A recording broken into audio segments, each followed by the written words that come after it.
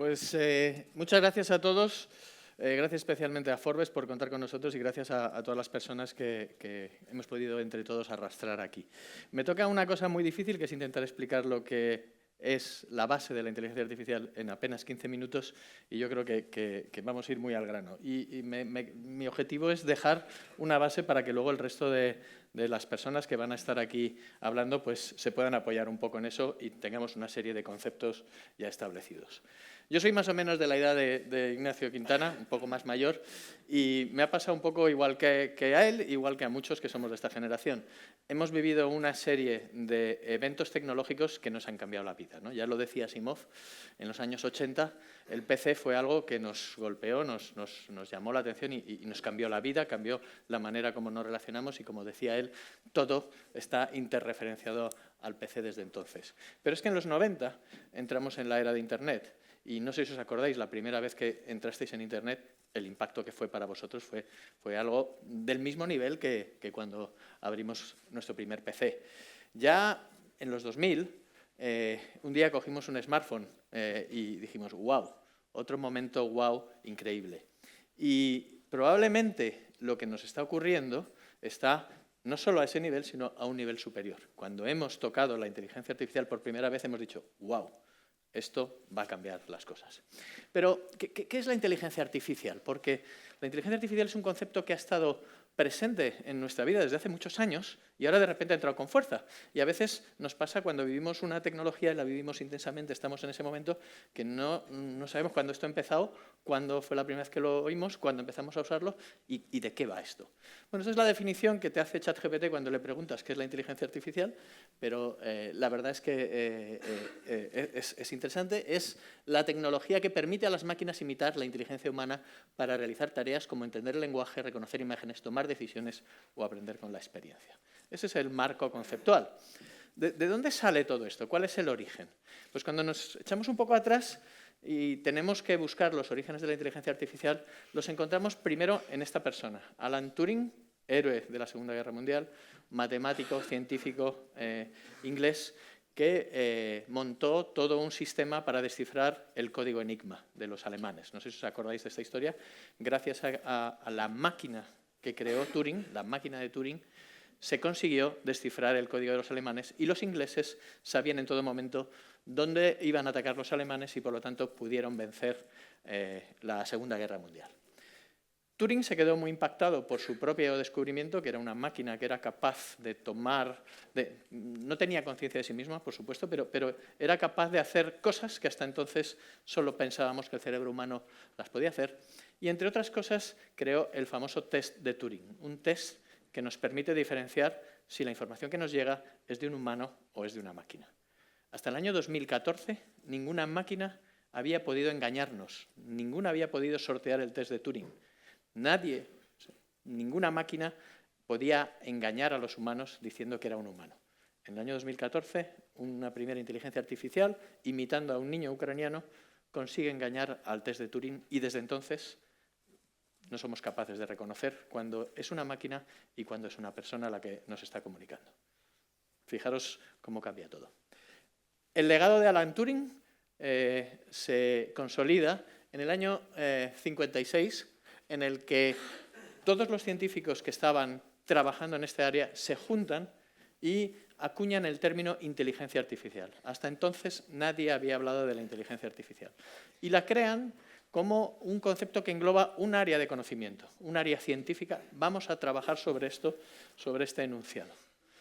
Se ponen a trabajar y esto se queda muy en el marco científico, en el común de los humanos no sabemos lo que está ocurriendo ahí y probablemente el primer impacto que recibimos es en los años 90, no sé si os acordáis de esto, los que sois de mi generación, la primera vez que una máquina ganó a un humano jugando, a un campeón humano jugando al ajedrez.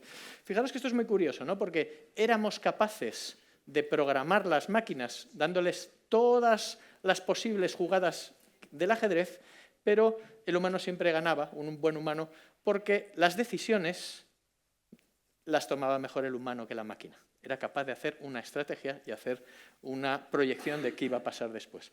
Hasta ese momento la máquina no era capaz de hacer esto, pero en ese momento descubrimos que la máquina sí que lo era. Y esto se fue creciendo y, de hecho, hasta hace muy poco una máquina de Google ganó al campeón mundial de Go, que es un juego mucho más complicado.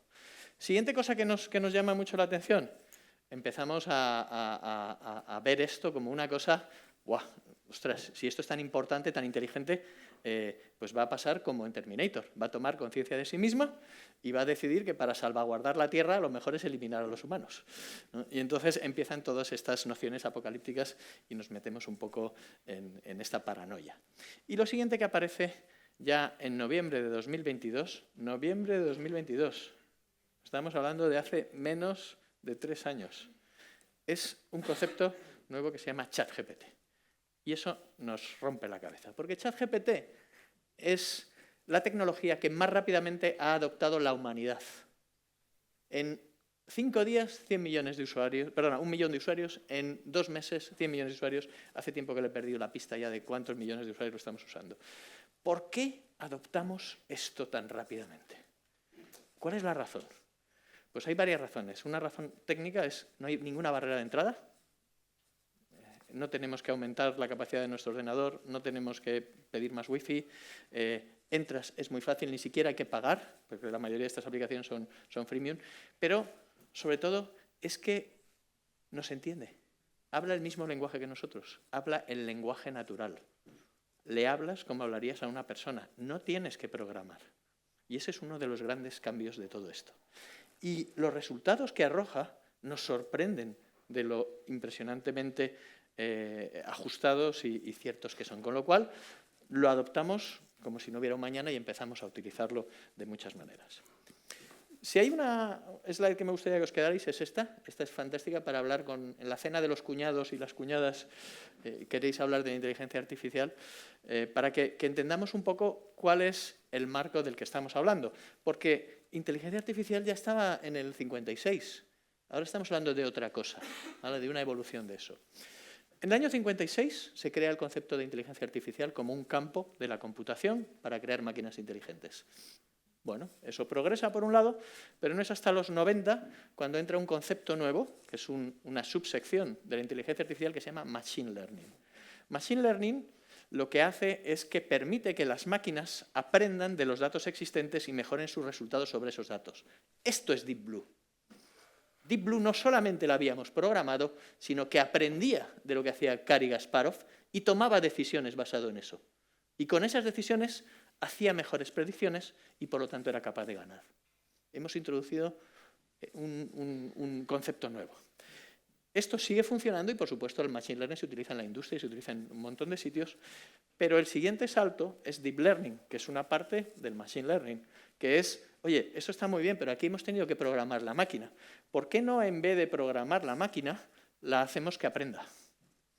En vez de yo programar la máquina y programar esto es un gato, en vez de eso, porque es muy difícil explicar qué es un gato cuando estoy hablando de programación, le enseño un montón de fotos de gatos y le digo, esto es un gato, ¿vale? Y le enseño fotos de perros y le decimos, esto no es un gato. Y la máquina aprende. Y utilizamos para ello no solo los algoritmos, hasta aquí estábamos usando algoritmos, un algoritmo es un conjunto de instrucciones que me lleva a un objetivo, sino que utilizamos redes neuronales. Ahora lo veremos en un segundo lo que es una red neuronal. La red neuronal imita al cerebro. Nos da unos datos y nos incita a jugar con esos datos. Le podemos enseñar a la máquina a jugar al ajedrez, pero sobre todo aquí le hacemos jugar al ajedrez. Y así aprende. ¿Vale? Siguiente hito. Cuando al Deep Learning le metemos un concepto que se llama el Large Language Model, los modelos de lenguaje. Cuando somos capaces de darle esa programación que le permite entender el lenguaje humano y además lo cargamos de datos, lo cargamos previamente de datos, de manera que ya ha aprendido antes de que tú llegues y le hagas las preguntas. Y este concepto es muy reciente, es del año 2021, y es sobre el que se apoya ChatGPT y el resto de la inteligencia artificial que hemos visto. ¿Más o menos bien? ¿Sí? Bueno, pues esto es una red neuronal. Una red neuronal es un modelo matemático que imita al cerebro. Básicamente tú le metes datos y él empieza a jugar, empieza a hacer posibilidades y de esas posibilidades va aprendiendo, las va mejorando y al final echa un output. ¿vale? Ese output no es único. Cuando tú haces un algoritmo, normalmente tienes un único resultado. Con una red neuronal puedes tener varios, todos correctos, pero son diferentes. Por eso cuando le preguntas varias veces lo mismo a ChatGPT, te da respuestas diferentes. ¿Vale? No sabemos muy bien cómo funciona esto. Cuando miramos atrás, luego y vemos el resultado, no sabemos de cuál de estas conexiones ha venido. Y esto a veces es un misterio para nosotros, pero es un modelo matemático. A esto se le añade un modelo que se llama el modelo Transformer, que nació en el año 2017 con un paper muy famoso de un grupo de investigadores de Google, que se llama el modelo de atención. Este modelo de atención permite... Perdón. Oh, ¿cómo voy para atrás? Perdón, ahora lo he encontrado. Este modelo de atención permite que la red neuronal sea eficiente y le dé el peso correcto a las palabras importantes dentro de lo que estamos explicando y, por lo tanto, de alguna manera le dota de esa capacidad de tener lenguaje natural. Con lo cual, nos encontramos que hemos pasado de la programación, de ser nosotros los que traducíamos nuestro lenguaje a un lenguaje que la máquina podía entender, a usar redes neuronales en las que le enseñábamos conceptos uno a uno y la máquina aprendía, a cargar a la máquina directamente con toda la información de la Wikipedia, toda la información de todos los libros, y ya la máquina sabe cuando empezamos a hablar con ella. Esto solo es posible gracias a estos modelos de lenguaje en el que estamos usando Transformer. Es un modelo, ¿vale? Modelo Transformer que utiliza una cantidad enorme de datos y trabaja con el lenguaje humano. Ese es el concepto de Large Language Model, que, como os podéis imaginar, requiere un gran poder de computación porque hay infinitas posibilidades. Y para eso tenemos que dar un salto. Hasta ahora nuestros ordenadores estaban utilizando CPUs, máquinas de procesamiento, y estas máquinas no son capaces de soportar toda esa presión, ese nivel de velocidad de procesamiento y capacidad de computación que necesita este modelo, y se rompen, no funcionan. Hasta que a alguien se le ocurre, oye, ¿por qué no, en vez de usar las CPUs, le ponemos los chips que tiene mi hijo de las tarjetas gráficas de los jueguecitos? ¿Vale? Se lo ponen y como tienen mucha mayor densidad, esto funciona. ¿Vale? Esta empresa que fabrica esto, creo que la conocéis todos, se llama NVIDIA. ¿Vale? Estos GPUs, así como hay muchos CPUs en el mercado, muchas fábricas de CPUs, no hay tantas o no había tantas fábricas de GPUs hasta entonces. Y esto evoluciona, porque ahora estamos en otros que se llaman los NPUs, procesadores neurológicos de lenguaje, que incluso ya se instalan dentro de los terminales, dentro del PC, dentro del móvil, dentro de lo que haga falta, y entramos en una siguiente fase que es todos los chips cuánticos, todo el tema cuántico. Con lo cual, como veis, hay una parte de software y hay una parte importante de hardware. Todo esto empieza a convertirse en una carrera por ver quién construye los LLMs más importantes. Fijaros que en el año 21, noviembre 21, estábamos usando GPT-3, ese es el LLM que utiliza OpenAI para ChatGPT, el primero que usamos, pero ahora GPT-4, bueno, el GPT-5 es que ya ni los ponen porque ya ni cuentan los billones de parámetros que tienen. Empezamos a añadir billones de parámetros y empiezan a entrar muchas empresas en este entorno. Empresas, los sospechosos habituales, Google, Facebook, Microsoft, etcétera, pero también hay mucho que está normalmente fuera de nuestro radar, en concreto muchos LLMs chinos que empiezan a funcionar aquí. Y nos encontramos con un entorno como este, en el que empezamos a trabajar con LLMs como GPT-4, que está participado por Microsoft, Gemini, de Google, Llama, de Meta, Claude, comprado recientemente por Amazon, Perplexity, invertido por AI, Grok, de X, Mistral AI, una de las únicas o pocas manifestaciones europeas que hay de inteligencia artificial, Qwen, de Alibaba, esto que se llama, ¿cómo se llama esto, Ignacio? Ernie, de Baidu, y DeepSeek. Y DeepSeek, que es la última que ha entrado en Liza, nos sorprende a todos, porque es una operación que tiene muchísimos menos parámetros y que necesita menos nivel de computación. ¿Por qué nos sorprende? Porque lo que trabaja es en el modelo. En vez de optimizar el resto de los parámetros que son, si queréis, más hard, nos damos cuenta, gracias a DeepSeek, que se puede optimizar trabajando el modelo matemático que está detrás. Con lo cual, y con esto acabo, todo esto, que todos entendemos lo importante que es, lo que va a mover la economía, lo que va a mover la geopolítica, tiene detrás una geotecnología que tenemos que considerar, especialmente en un foro como Forbes, y que nos tiene que ayudar a darnos cuenta de lo importante que es esto para cómo se configura el mundo. Porque la inteligencia artificial se compone, por un lado, de una parte hard, que son microprocesadores y data warehouse.